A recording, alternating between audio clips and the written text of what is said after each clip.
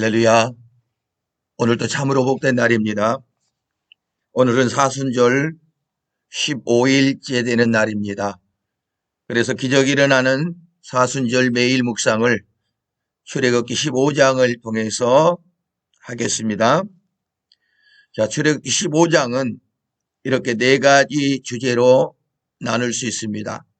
백성들 승리의 노래, 두 번째 미리암의 소고춤, 세 번째 마라 쓴물, 네 번째 엘림의 물샘 열둘과 종려 70주가 있습니다. 자, 첫 번째 주제로 가보겠습니다. 백성들 승리의 노래입니다. 1절에서 18절까지 보면 자세히 알 수 있고요. 자, 출애굽기 15장 1절 한번 읽어보겠습니다. 이때 모세와 이스라엘 자손이 이 노래로 여호와께 노래하니 일러스되 내가 여호와를 찬송하리니 그는 높고 영화로우시며 말과 그 탄자를 바다에 던지셨음이로다. 아멘. 참으로 아름다운 모습이죠. 내용을 한번 보겠습니다. 노래를 1, 2, 3, 4로 한번 나눠봤습니다. 자, 1입니다. 말과 그 탄자를 바다에 던지셨던 것을 찬양하고 있죠. 그러니까 애굽 군사들을 그 홍해에 그런 물속에 가두어 이제 멸망하는 그 모습을 보고 하나님을 찬양했던 것입니다. 자, 노래 두 번째입니다. 나의 힘이요 노래시며 구원이시로다. 아멘. 여호와는 나의 힘이시고 노래이시며 구원이시로다. 세 번째, 용사시니 여호와는 그를 그의 이름이시로다 라고 말씀하고 있습니다. 자, 네 번째 보니까 여호와께서 영원무궁하도록 다스리시도다. 참으로 아름다운 찬양이죠. 이 찬양이 이제 언제나 변하지 않아야 될 텐데 문제는 변한다라는 것입니다. 조금 이따 다시 또 나눌 수 있는 시간이 있습니다. 자, 두 번째 주제로 가보겠습니다. 미리암의 소고춤. 자, 19절에서 21절까지 보면 알 수 있고요. 출애굽기 15장 20절 한번 읽어보겠습니다. 아론의 누이 선지자 미리암이 손에 소고를 잡음에 모든 여인도 그를 따라 나오며 소고를 잡고 춤추니. 아멘. 아름다운 모습입니다. 내용을 잠깐 요약해 봤습니다. 동기는 뭐냐면 이스라엘 자손이 바닷 가운데 마른 땅으로 지나왔겠죠. 홍해를 가르셔서 마른 땅이 되게 하시고 하나님께서 이스라엘 백성들을 건너게 하시고 그리함으로 말미암아 애굽의 군사들에게서 이제 생명을 구하는 그런 놀라운 은혜를 입게 된 것이죠.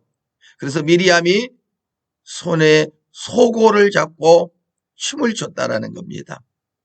그 결과 그걸 본 모든 여인도 그를 따라 춤을 췄다라는 겁니다. 자, 오늘 이 모습을 보면서 그런 생각이 듭니다. 내가 기뻐하면서 즐거워하면서 감사하면서 하나님을 섬길 때 나를 보고 있는 많은 사람들이 특별히 가족이나 성도들이 어떤 환경 속에서도 그런 믿음의 삶을 살아가지 아니할까 하는 생각입니다. 그래서 미리하면 모든 여인들에게 본이 되었다라는 겁니다.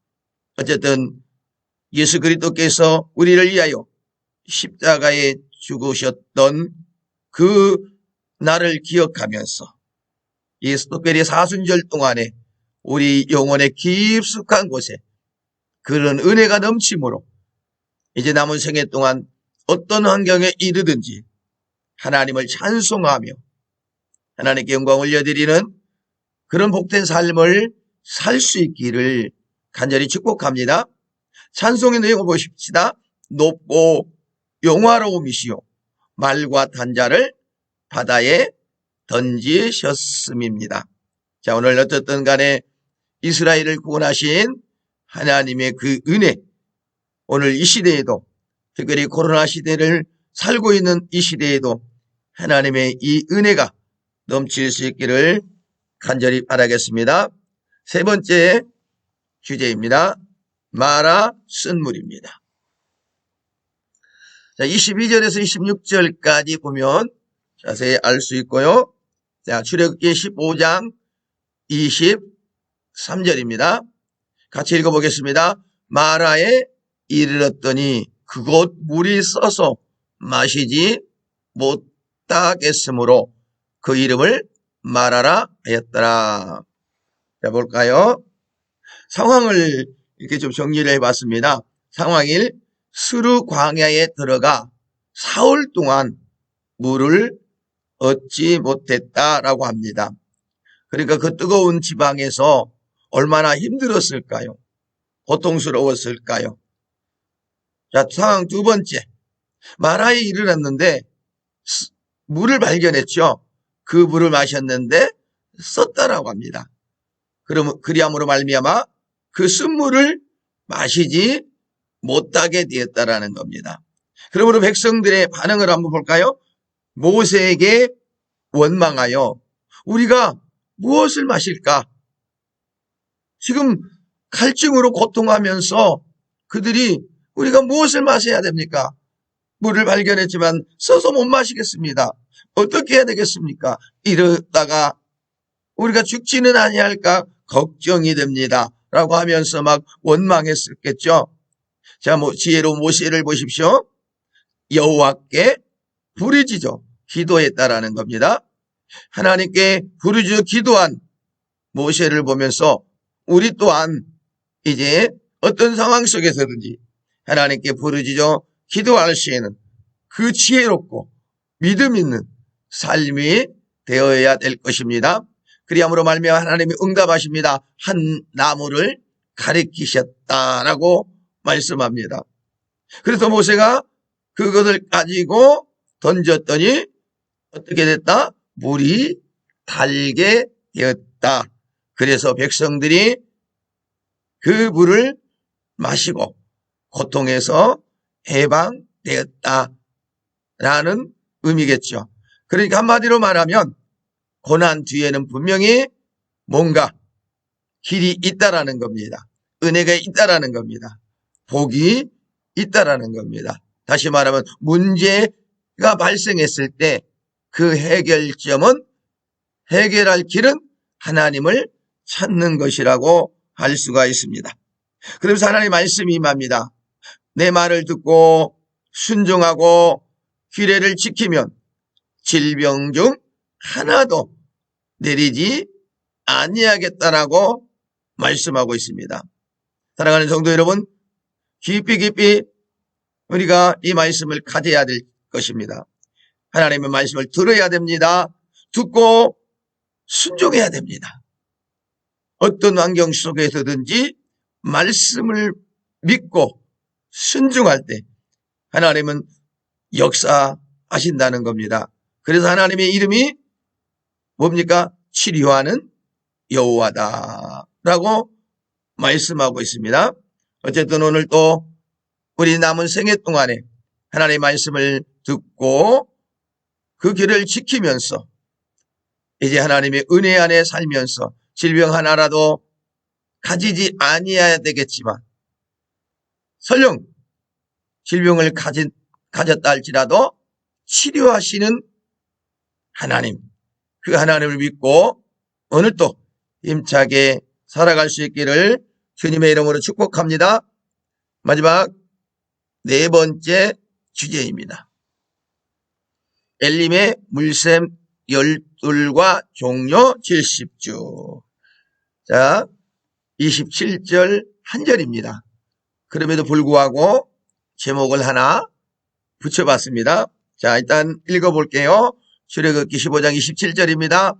그들이 엘림에 이르니 거기에 물샘 12과 종려나무 70그루가 있는지라. 거기서 그들이 그 물 곁에 장막을 치니라. 아멘. 자, 상황 보십시다. 엘림에 이릅니다. 뭐가 있어요? 물샘 12과 종려 70그루가 있었다. 자, 이스라엘 백성들에게는 없는 좋은 환경이죠. 물샘이 12이나 있습니다. 물론 그 백성들의 숫자에 비하면 얼마 안 되겠죠. 그럼에도 불구하고 정말 소중한 샘이죠. 그리고 종려 70그루가 있었다 라고 말씀합니다. 그래서 백성들이 그 물 곁에 장막을 치게 되는 것입니다. 자, 얼마나 좋은 환경입니까? 어쨌든 광야를 지나서 마라의 쓴물도 경험하고 나서 이제 하나님이 또 인도하시는데 이렇게 좋은 오아시스 같은 그런 곳에 인도하시는 것을 볼 수가 있습니다. 우리 인생의 길도 마찬가지입니다. 때로는 힘들 수 있습니다. 때로는 어려움을 당할 수 있습니다. 때로는 고통을 당할 수 있습니다. 그럼에도 불구하고 하나님은 우리에게 좋은 것을 예비놓고 그것으로 인도하기를 원하신다는 겁니다. 그래서 말씀을 듣고 말씀에 순종하라는 겁니다. 따라가면 좋은 것이 있습니다. 오늘 또 사순절 이제 15일째 되는 날인데 오늘 또 주님 말씀 따라가십시다. 주님의 걸으신 그 십자가의 길을 보시고 힘들지만 따라가십시다. 그것에는 반드시 하나님의 은혜가 예비되었다라는 것입니다. 그래서 이제 남은 사순절 기간에 하루하루 믿음을 가지고 따라오시면 하나님이 한량없는 은혜로 예비하셨던 그곳으로 인도하시리라 믿습니다. 오늘도 주님과 동행하며 기적이 일어나는 사순절 15째 날이 되시기를 예수님의 이름으로 간절히 기도합니다. 평안하세요.